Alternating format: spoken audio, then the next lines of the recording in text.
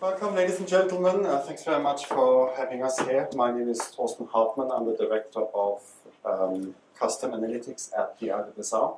The IWSR is a company based in the United Kingdom, an industry market research specialist that concentrates on the beverage alcohol market globally. Our bread and butter is alcohol. We research this year in, year out. That's all we ever do. We quantify market, we describe market trends, we talk to everybody who's anybody in the supply chain of beverage alcohol. And Sylvain Billot, of course, who organized this entire fair, asked us to conduct a study on how well organic wine is actually doing in the world at the moment. So we did a worldwide survey among industry specialists, and with a deep dive in 7 countries. There's a full study available at the Sylvain Billot. There was a lot of PR work done over the last few months. And they asked us now, of course, at Millésime Bio to give you some of the findings here. So I welcome you all, and thanks very much for coming here.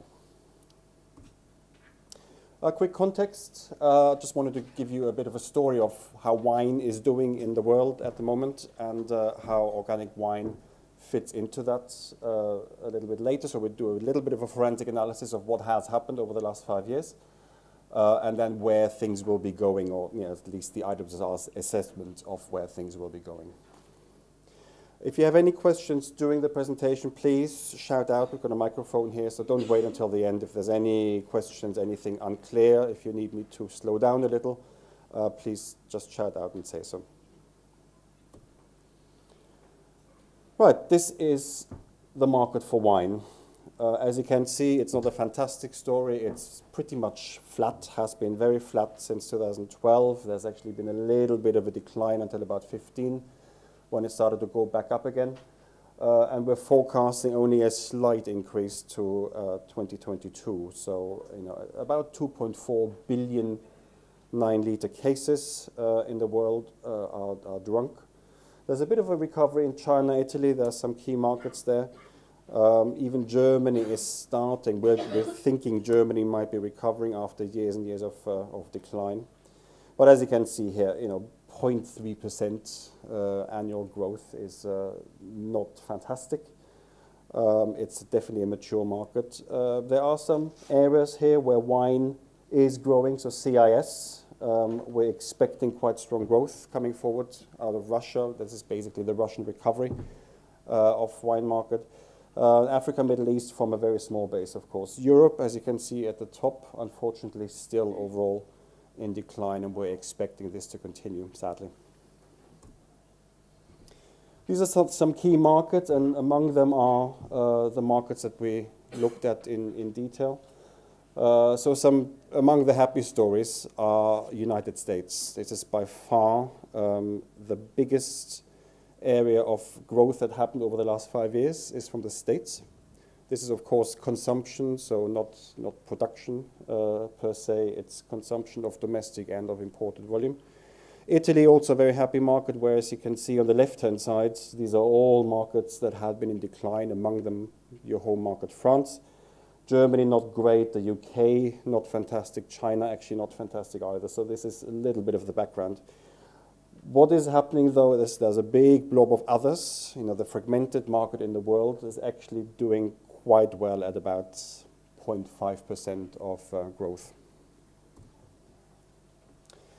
Some of the key themes in wine, we're still not at organic, this is just for wine. So what is definitely happening is the drinkers are changing, and the products the drinkers drink are changing as well. So you've got a lot of young winemakers. You've got here, of course, 4 halls full of enterprising winemakers, and that really helps the recovery of the sector per se. There are shifting habits, of course, of how people drink. Millennials, we keep looking at millennials we keep saying that they don't drink as much. What we actually say at the IWSR is they're drinking better. So they might be drinking less, but they're drinking better and drinking more premium products. They're drinking more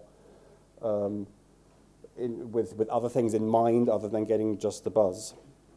The US is definitely leading growth and innovation. You see a lot of stuff going on in wine there that you don't really get elsewhere just yet. So if you look at canned wines, for example, single serve wines that can be drunk at any occasion, that can be shared with people on the go. Definitely premiumization. There's a trend there of what they call casual wines with very funky branding.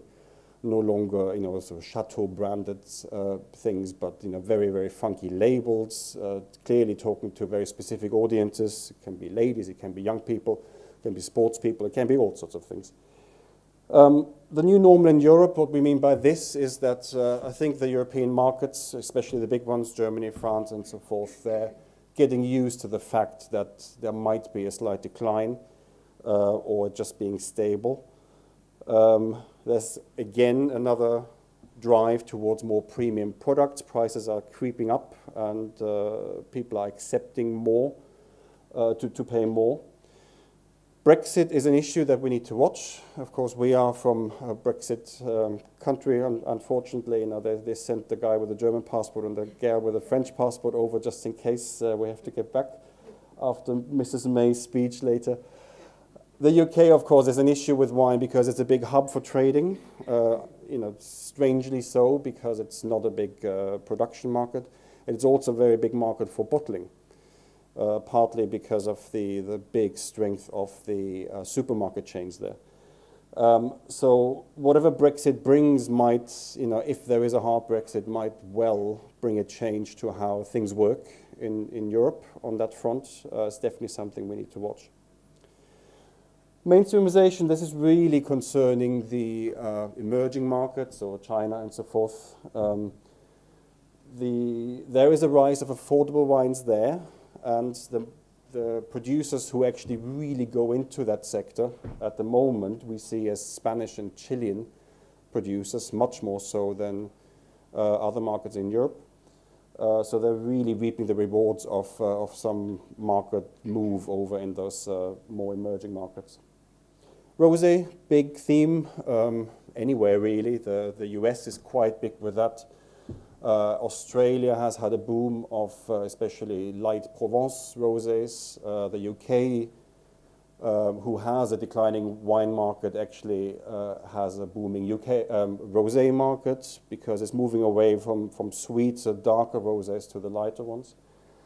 And then, of course, innovation. There's all sorts of stuff going on in packaging. Tetra Paks are getting a bit more accepting, especially in South America. There's seems to be a boom there.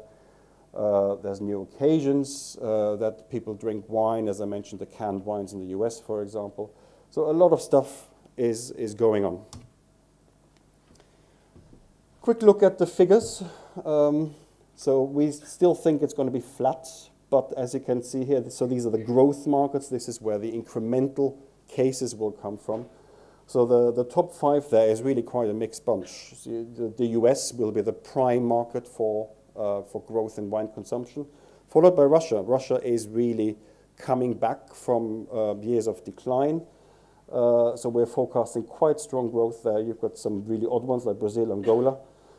But of course, on the right-hand side, if you look at this is where you're probably more interested in. So these are the imports into those markets. And these are the big growth markets for imports of wines.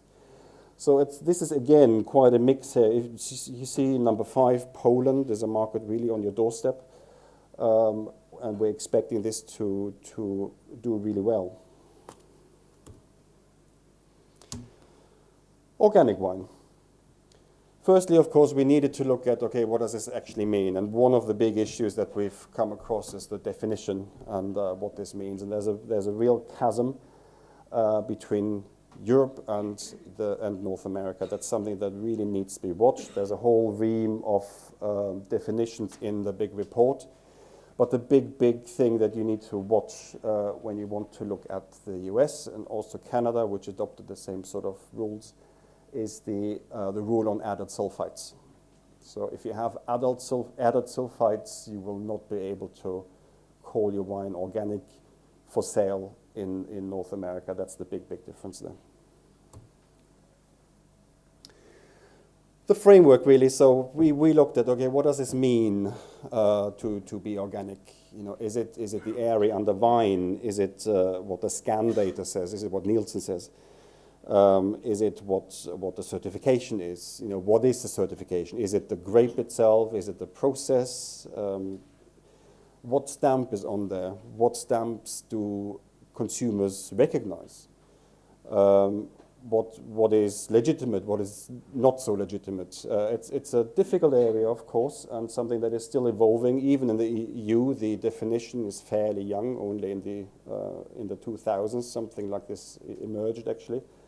So consumers are still not entirely sure, and the regulatory authorities are still struggling a little bit in terms of recognizing the certification. But this is our take. So as you can see, within the total wine market of 2.4 billion liters, we think that organic wine sales or consumption is about 56 million cases. So you can see there's a lovely growth there, 14% year on year over the last 5 years, which is fantastic. But put it into context of this total market of 2.4 billion liters, so it's still a very small part of total wine consumption in the world. Now, where does the growth come from? The biggest growth, as you can see, is in Africa, Middle East, but that's from a very small base. The biggest growth in terms of volume is from your home market. This is Europe. So in Europe, organic really works. More than 3/4 of organic wine in 2017 in the world is drunk in Europe. And this will continue. We still think Europe is a growth driver, which is great news for you as the industry, of course.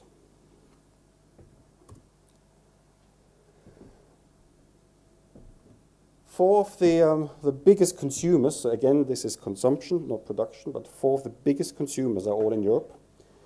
As you can see, number one by far is Germany. I can attest to that, being German. It's something that is really ubiquitous.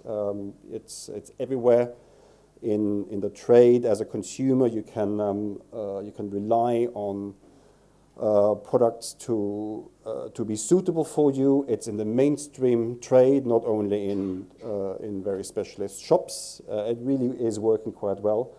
France, your home market, number two.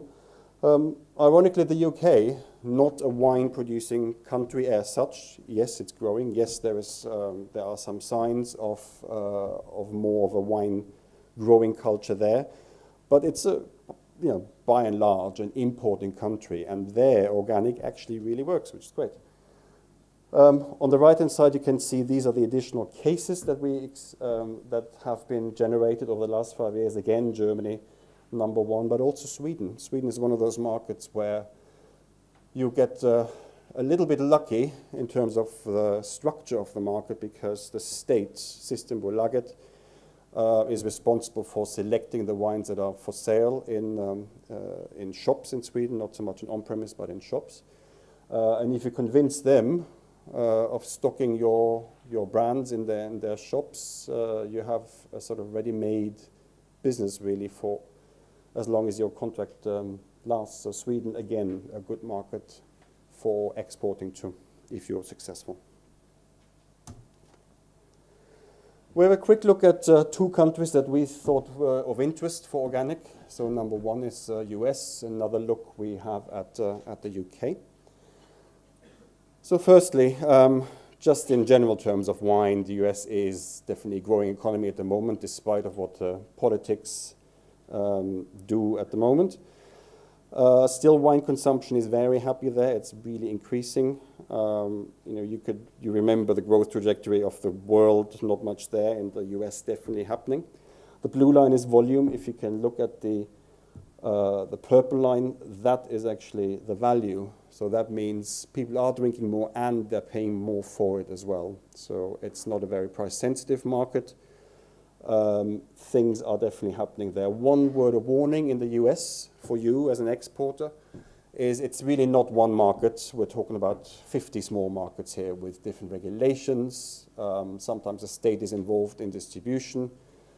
You have to have an importing partner who really knows their stuff. They know the regulation in every state you want to go to, it's a very important thing to bear in mind for the US, not just one market.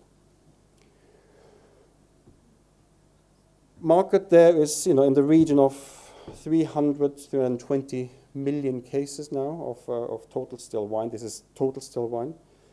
Total value of about 30 billion. And now we're looking at organic versus non-organic here. So as you can see, the blue should of course be a lot bigger. So the scale is very different. So in the market we're expecting to be about 330 million cases. Only about 9 million of them are going to be organic. So it's a happy percentage growth, but a very small market still. So there's a lot of growth to be had, both by the domestic organic producers and by exporters from outside who are trying to build this market. The market we think is ripe for development. There's a lot going on in terms of distribution where organic really plays a role. Farmers market and so forth there, especially in urban areas, they're good opportunities for you. A few things to watch and that are actually also market drivers. So the certification of organic is compulsory. You have to be certified, and it has to be in agreement with the US bodies. The sulfite, of course, as I mentioned before, is a key area, the added sulfite. The name of the certifying agent needs to be on the label, so do watch that. But you've got, once that hurdle is passed, you've got a consumer that is actually really ready for it.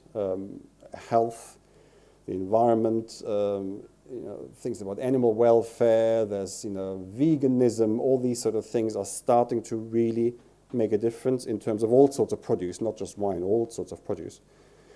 But still, almost all sale actually is still in conventional and specialist supermarkets. The rest of them is sort of farmers markets in on-premise, and increasingly, of course, also online.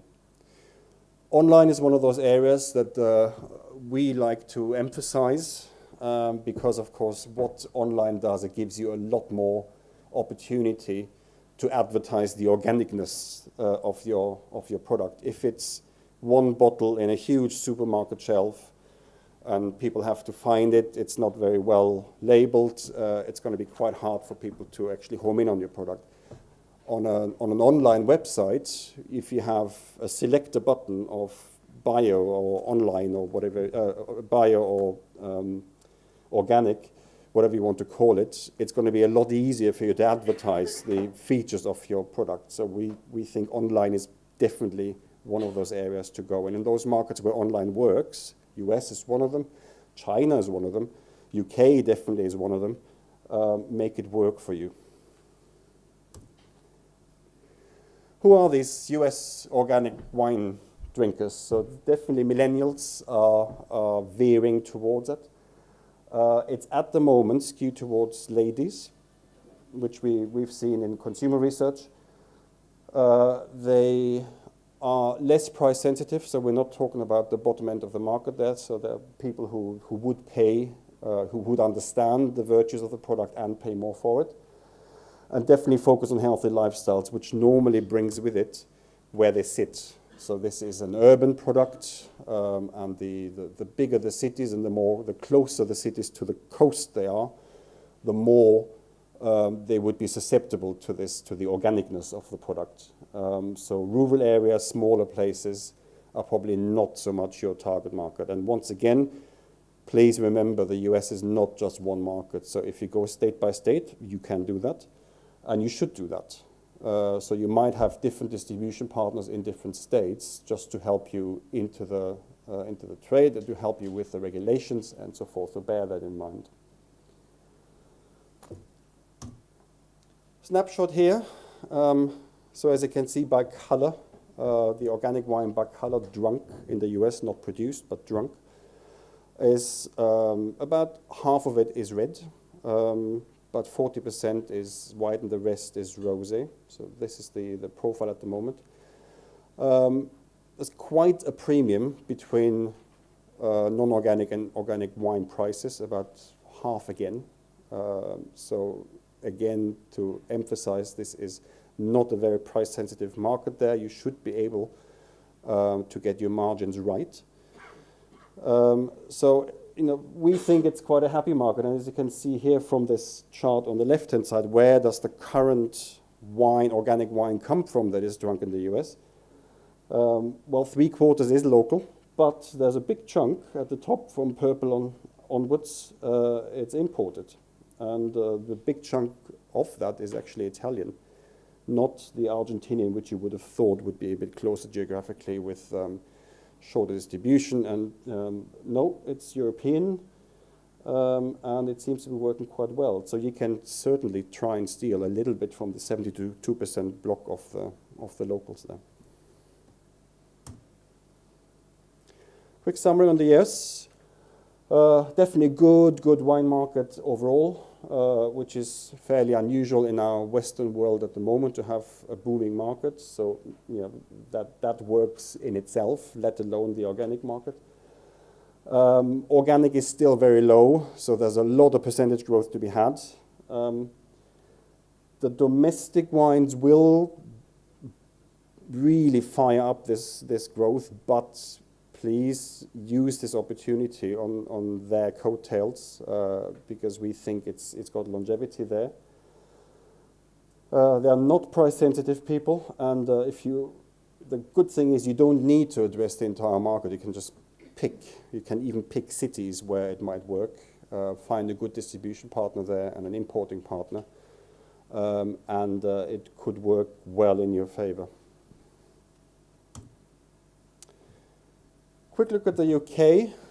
So this is a sadder trajectory, unfortunately. So going down,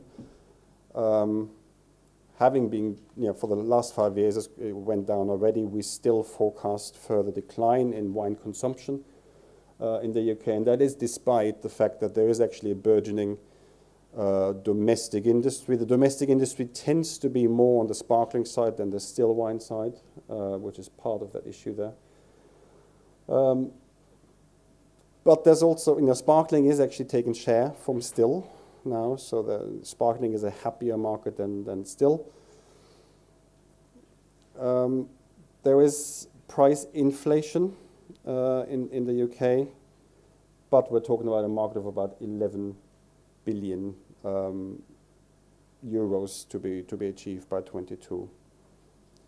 Now, when we look at organic, that's actually growing.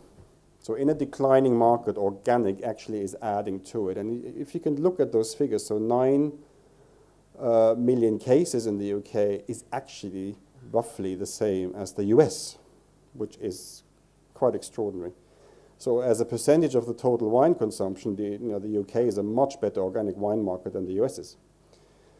And all of it really is coming from imported sources. So, Brexit permitting, we need to watch it, of course, but Brexit permitting, this should be a great market, especially for French producers, because it really is just there. If they manage to sort out the customs regulations and the supply chain will remain intact, it should be a good market for you to sell into.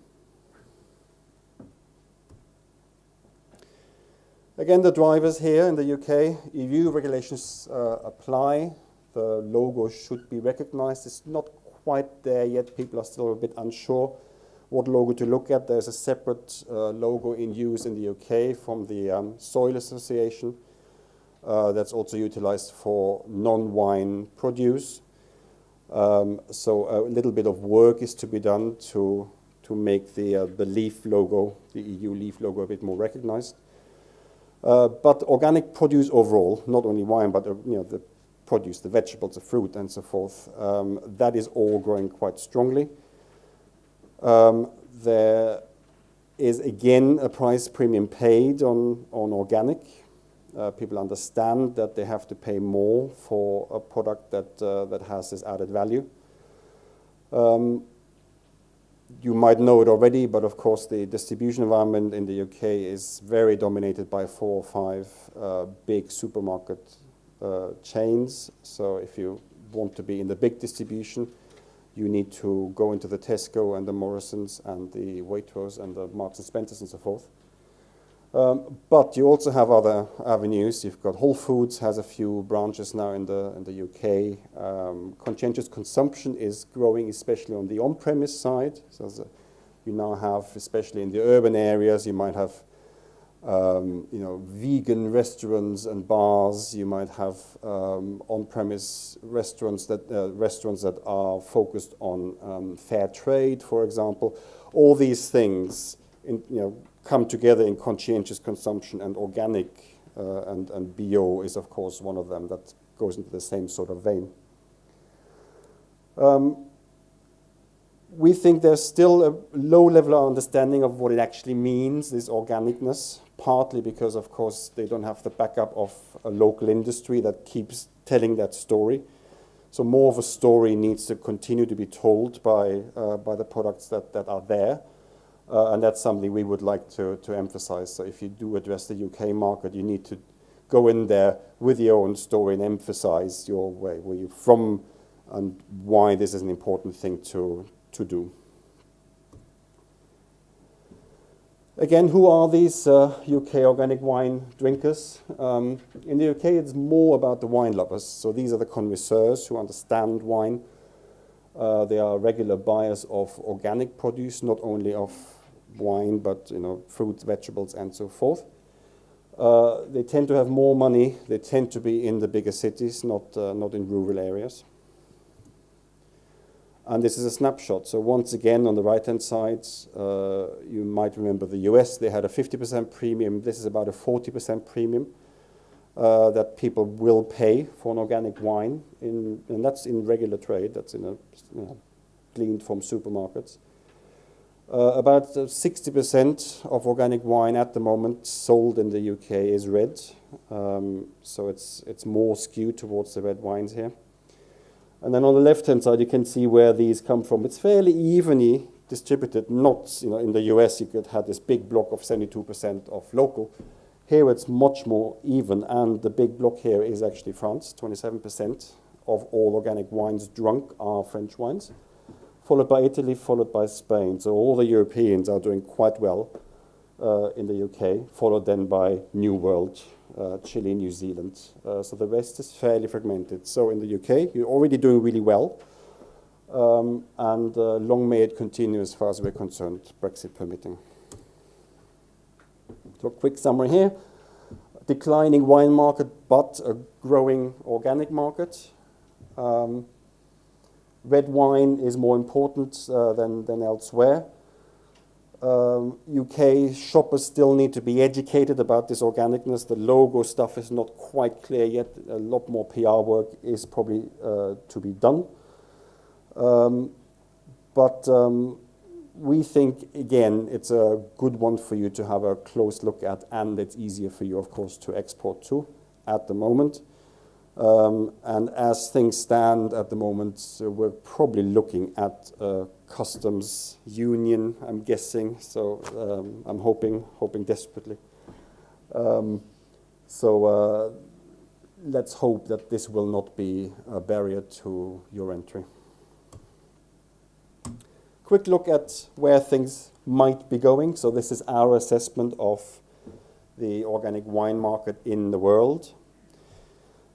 So as you can see, we think the total wine market will be at a standstill, but organic to grow at about 9%. So organic is where the future is. Much, much smaller, of course, in terms of magnitude. But, close to 90 million cases in the next 4 years is not shabby. Especially considering that organic wine producers by nature, because of the area under vine and so forth, by nature are smaller. So it will always be fairly fragmented in terms of supply, a lot more fragmented than non-organic wine will be. It will be very hard to become an organic wine giant, of course, just because of the virtues of the industry itself. So we think a good trajectory coming up here. And that should be of some comfort, even if it might be a struggle with harvest and so forth. But if you have this background in mind that the consumer will actually support you in this endeavor, that's a great message to have. terms of geography, who will be these people who want your wine? So by 22, still about 80% of them will be sitting here in Europe. So it's a bit easier for you to address it in terms of your exporting activities. 12% of them will be in the Americas, with the US being at the forefront there. But once again, look at the forecast growth rates. They're very, very healthy stuff, it's with the exception really of Russia and the CIS of only 3%. Very decent double-digit growth mostly, which is fantastic. In terms of markets, the growth markets on the right-hand side in blue, not much will change there. So these are the markets that will give you the additional cases, the additional euros that you need. So Germany, France, US, UK, Spain, they're all there. Some of them are producer countries, some are not. The less they produce, the better for you as an exporter, of course. So UK, Japan, Norway, China, they're all areas where we're expecting a lot of growth of organic wine, and that has to come from somewhere. It might as well be you. And that's just another way of putting it. So the further to the right the bubble is, the higher the forecast growth it will be. The bigger the bubble is, the bigger the market. So even if things might not work out that well in terms of growth, you might still have a good market size to tussle into between you and your competition. So it will remain niche. By nature it will be, but it will be a lucrative niche with people paying more money for it, and much, much more dynamic than the total still wine market. This is really just sort of to show you the two areas of what to watch out for. So the growth foundations come from two areas. One of them on the right-hand side. This is all consumption drivers. So these are your consumers, what they want, what they tell the trade, what they want. And all this will generate the pull that you need in order to push your products into the market. So, younger people accepting, wanting to drink better, maybe less, but better. That works in your favor, of course. The retail trade will support you. On-premise will support you in that effort, especially in terms of telling the story. On-premise is probably much better than an off-premise. E-commerce is probably a good area for you to focus on. It's if you're on the right platforms, it's a lot better to get your story across. Urban markets, again, easier to address in terms of distribution. Certainly that's where more of your natural consumers would sit as well. You don't have to address an entire market. You might just want to export to 2, 3, 4 accounts in London and Manchester. And of course, these people who follow the press, see what everybody's talking about, follow the social media of what the buzzwords are on Instagram. How are the diets changing?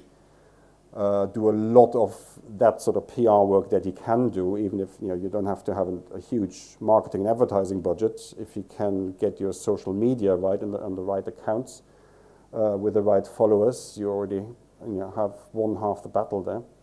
And then, of course, on the left-hand side, what needs to be there? Yes, there is a consumer pull, but the product has to be there. So one of them is, of course, plantings and area and the vine. The other one is crucially distribution. Have the right partner in each market. It doesn't have to be a national market, can be a regional market, but has to be the right partner to support you, because that story needs to be underlined. In a lot of markets, people don't really understand organic yet. That needs to be emphasized, and the only way to do that is through your partner there. So a quick look here, very quick summary. We only have about 2% of the wine market is organic, so it's tiny, but growing. We think there's strong growth. as opposed to wine, to total wine, which is sort of stable there.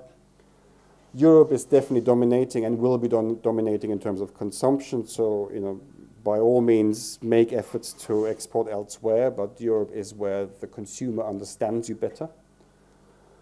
And then the US lags behind, but is certainly developable as far as we're concerned. You can fight against the local industry as long as you get the legislation right, your labeling rights, you get the right stamp of approval, and you're in the right domestic market where you want to be with the right partner. We also think that's a great market to be in. Germany will remain the world's biggest market for organic wine, still wine at least. France is probably the world's largest consumer of organic rosé. So this is one area for more niche producers. Maybe the domestic market in France might be the one to really push as far as you're concerned. Germany is also still the world's largest importer of organic wines, let alone local industry. There's a lot of stuff still being imported. And Germany, of course, is not only a consumption market, but also a hub market. If you have the Aldis and Lidls of this world, a lot of the buying for elsewhere in the world, where the Aldi and Lidl stores are, might still be sitting in Germany. So even if you sell to a Czech consumer, you might have your contract with Germany. Old world are the most important, but the new world is lagging really. So that's a natural advantage you have if you're producing here in the Western world. The new world is not quite there yet. Australia, New Zealand, Argentina, they're not quite there yet with solutions. At least in the key markets that are the big consumption drivers. And then of course other markets in Europe, don't underestimate them. Keep looking at what's going on elsewhere. You might just find a good niche with a good brand. And there are some markets where you might just get surprised, like Sweden, as I mentioned, when you have a good contract with a state-controlled distributor, like Systembolaget. You don't need to do a lot of the legwork that you might need to do in more open markets. Just concluding now, so what makes a good organic opportunity? So it's definitely wine literacy. If people don't understand what wine is, what it should be, if you don't have this sort of connoisseurship, the basic understanding of what organic means and how it evolves, it's probably not a great market to try and push your way into. A strong local industry is a double-edged sword. On the one hand, like in the US, it makes people understand it more because there's more of a storytelling in that market, whereas in the UK it's a bit more difficult because you really just have numerous imported products that need to try and tell that story. Wealth helps. It will be a premium product, whatever you try and do, just because of the costs that you have in making this product and getting it into the market. So the markets that are less price sensitive are better markets for organic wine. Where regulations are aligned to your own domestic market, that helps. Of course, being in the EU really helps if they actually do adopt EU certification. E-commerce, definitely, I can't emphasize it more. This is a really fairly easy way, actually, of you getting your point across by having this e-commerce platform that gives you the button on organic or bio.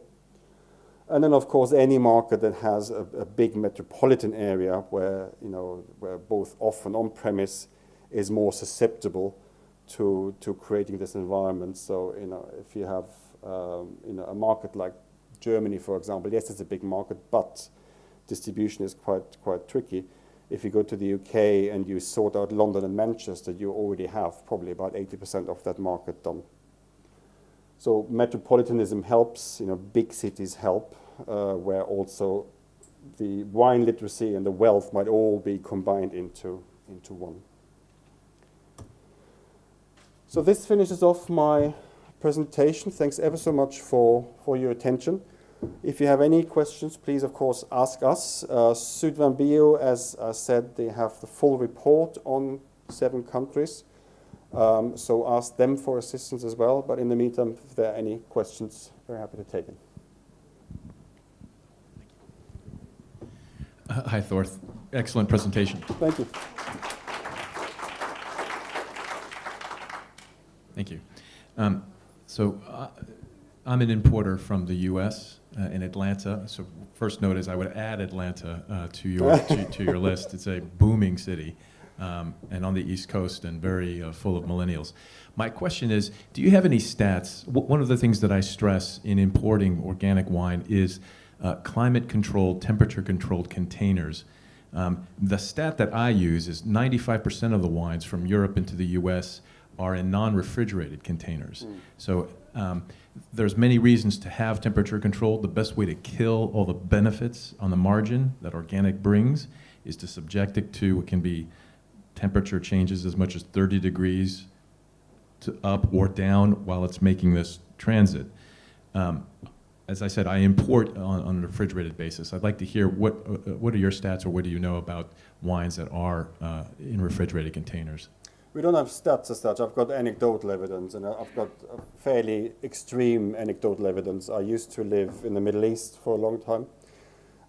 So a market like Dubai, which is very urban now, on-premise, very important, premium wines, very important.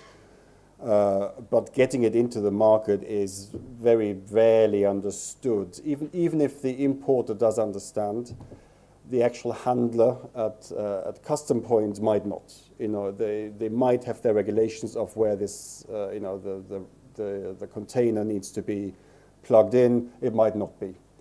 It might sit in the sun, and it should not be in a sunny area. It should be in the shade and so forth. So the practicalities of this are tricky, even if you do have the importer keeping an eye on things. That's, of course, more of an issue in less developed countries where this understanding is not as evolved as such. But I do agree with you. It is actually necessary, and it's a truism, really, that all wine should ideally be temperature controlled, and there are some areas where it's necessary, like the southern states, and there are some areas where it's less of an issue if you go into Canada, whatever. But of course, it adds to cost.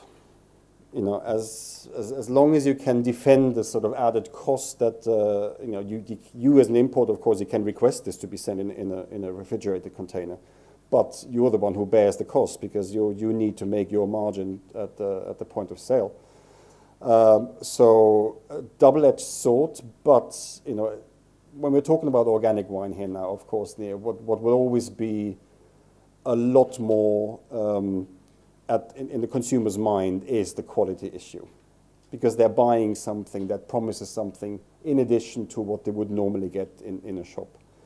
So if the taste profile is being affected by the logistics not having handled the product properly, you will pay the price pretty quickly, in my opinion, with this sort of proposition.